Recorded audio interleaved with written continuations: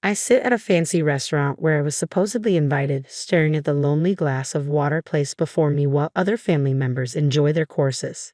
Feeding you too after you just invited yourself along. You should be grateful for water, my mother-in-law says, adding, the water here is really good, because it's a fancy place. It tastes amazing. My name is Chloe. I started working for a major company right out of college and have been busting my tail in sales ever since. My parents always nag me about getting married whenever we meet.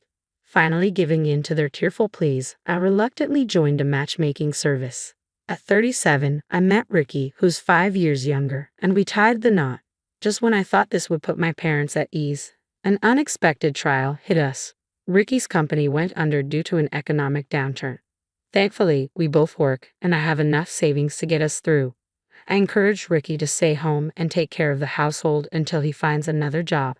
His housework skills aren't great, but it's a relief to have someone manage the home while I support him. I occasionally put in overtime to revamp sales materials and earn more in performance bonuses, but months go by and Ricky shows no sign of wanting to work again. I suggested, how about you start working part-time? Ricky declined, saying it wasn't viable for his future. He started getting irritated whenever I inquired about his job search. He might be relaxed because he is still getting unemployment benefits, but it keeps me anxious while his endless job hunt continues. Eventually, Ricky started saying, give me money. It seems he's burned through all his savings from when he was single. I don't know how much he had, but his lifestyle did seem pretty extravagant. After becoming a stay-at-home husband, he'd buy indoor exercise equipment because he had time, or bring home trending video games. If it's like this just from what I see, he must have been reckless with his spending. But now, with his unemployment benefits gone, I'm the one supporting us. In exchange for Ricky taking on the household chores, I've been covering most of the expenses, from rent to utilities, groceries, and daily necessities, out of my paycheck. Yet I can't afford to give more. I don't get any compensation for housework, Ricky argues. I don't have a single dollar for myself. Can't you give me a bonus once in a while? Fed up, I snap back at him. I don't have an allowance either, and I really can't give more. I get why you want a full-time job, but just get any job for now, even part-time. We can't keep going like this. Our arguments over money have become frequent, but they always end in a stalemate. Eventually, Ricky started receiving financial help from his parents, which strained my relationship with them. Visiting his parents, my mother-in-law preaches, a woman should silently support her husband, make more money, and let my son be free. This has only driven a wedge further between me and his parents. One evening, Ricky surprises me by suggesting that we go out to eat. Apparently, his parents made reservations at a high-end local restaurant rumored to be a hidden gem. He happily tells me he's made reservations for 4, including his parents. I cautiously ask if he can afford such a fancy place. Then Ricky looked away for a moment and began to speak. Actually, it turns out I've secretly taken a part-time job. He explained that it was a short daytime shift, and given our past arguments about him working full-time, he didn't know how to tell me. So, in part to apologize for all that happened, I've reserved this nice restaurant, he said. I was touched. If that's the case, I'll happily accept the invitation, I responded. I had many questions about his workplace and job, but Ricky said we talk about it at dinner, keeping the details vague. Nonetheless, for the first time in a while, a cheerful subject had lightened the mood between us. But days later, in a quaint private room at the restaurant, I would find out the real reason for the dinner and shake with anger. From the moment we arrived, something seemed off. The restaurant staff looked slightly surprised to see us and whispered something to my mother-in-law, who led the way and simply smiled, urging them to show us to our room. Once inside, she designated seats for everyone. My seat was, as always, closest to the entrance, a family rule. Regardless of whether the meal was Ricky's way of apologizing or not, I obediently took my seat. Then the first dish arrived, and that's when things got strange. The waiter halted, looking troubled as he entered the room. My mother-in-law gestured toward my father-in-law with a rarely seen elegance, saying, "He is first, then me, followed by our son. I can't wait to see what courses we'll get." Relieved, the waiter then served the dishes in that order. Father-in-law, mother-in-law, Ricky. As they started explaining the dishes one by one, it finally dawned on me that my meal hadn't come yet. I decided to speak up after the waiter finished explaining. "Excuse me, I haven't received my food yet." In front of me, all I had was water, courtesy of my mother-in-law. "Water will be just fine for her," she said. The waiter's eyes widened as he began to say something, but my mother-in-law cut him off, laughing. Oh, Flo, you're so audacious. A daughter-in-law is a stranger in the family. You think it's okay to come uninvited to our family dinner and then demand a meal? Water is more than sufficient for a woman as rude and clueless as you. And hey, this is fancy water from a fancy restaurant. You should appreciate it. I didn't have a problem with only having water since I wanted to enjoy the food's flavor anyway, but this was simply outrageous. My mother-in-law then hustled the flustered waiter near the entrance, telling him to leave the room and adding insult to injury. Pay $1,000 for that water. You don't get the chance to drink water at such a nice place often, so consider it a bargain for the time you're spending in this lovely room. Feel free to take your time until we are done eating. I felt a surge of anger boiling up from the pit of my stomach. I glanced at Ricky, hoping he'd say something, but he just continued eating, unfazed.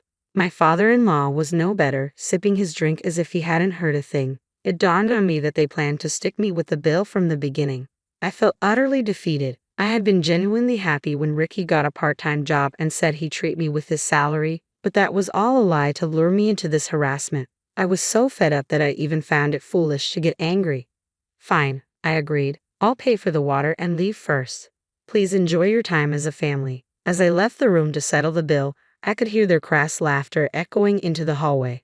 The observant waiter noticed my exit and mentioned that although he couldn't serve the pre-ordered course meal, he could prepare other dishes. I thanked him for his kindness, but said I'd only pay for the water and leave. Then the waiter told me the water was free, so I promptly left the restaurant. Seeing Ricky's behavior today solidified my decision to divorce him. For a long time, Ricky was jobless and hardly attended any interviews. Once he found out there'd be no money, he conspired with his parents to blame me. Today's series of harassment was the last straw. I no longer felt any shred of love and knew I couldn't continue being married to him. As soon as I got home, I started packing, intent on leaving everything else behind. My new life would have no trace of Ricky. Reflecting on it, our home was filled with Ricky's hobbies, and I didn't have much stuff of my own anyway. I had been saving money ever since Ricky's business went under, not knowing how long we'd be financially strained. I dragged the large suitcase I'd used during my college travels and headed to the hotel where I would stay for the night. The next morning, I felt incredibly refreshed as I ate the hotel breakfast before heading to work. It had been ages since I'd enjoyed a breakfast like this. Usually, it's just a slice of toast with no jam or butter due to my tight budget. I was impressed at how hotel services have improved recently. On my way to work, I stopped by the city office to pick up divorce papers from the after-hours window. Although only my part had been filled out, my spirits lifted surprisingly high now that I had decided to divorce. It seemed to have been much more miserable in this marriage than I'd initially thought. Shortly after arriving at the office and starting work, I noticed a commotion in the neighboring department. As I continued to work, chatting with a colleague sitting next to me and wondering what was going on, the noise slowly but surely moved closer until it reached our department. Hey Flo, get out here. You think you can run away just because you didn't come home? Mom and Dad say they'll forgive you if you come out now and apologize. I stood up, shocked. I couldn't believe Ricky and my in-laws were actually standing at the entrance of my office. As soon as they saw me, their faces turned even more hostile and they approached me directly. My mother-in-law threw a receipt from last night's dinner at me. I told you to pay $1,000 for the water, didn't I? You, the wife of my son, have set a trap for us. What a disgrace. Ignoring the attention from around, Ricky and my mother-in-law yelled at me. While they were doing this, my father-in-law looked around the room with an "I'm not involved" expression, just as he had the day before. I was astounded that they would go to such lengths, even taking time off to harass me like this. But no matter how aggressively they pushed, I had no intention of giving in. If I'm a stranger to your family, why should I pay for the meal? I don't appreciate being harassed at my workplace. If you keep disrupting, I'll call the police. Upon realizing that I wasn't going to pay, Ricky suddenly lifted a computer monitor from a nearby desk. My mother-in-law, seeing this, picked up a phone and said, "We'll show you what happens when you defy us," and slammed it on the floor. Screams and commotion spread among the female staff, throwing the room into chaos. As I worked up the courage, my mother-in-law and Ricky began hurling things with their flushed faces. My father-in-law finally spoke. If Flo had just paid up, none of this would have happened. Sorry for causing you all trouble. She can clean all this up.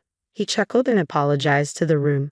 But the strangeness of his demeanor, acting as if nothing was wrong even when his family was breaking office equipment, became even more evident. People started to move away from him, avoiding any contact. I knew I had to do something. I yelled at Ricky and his gang to stop this chaos. Trying to have a conversation with people so enraged was like talking to a wall.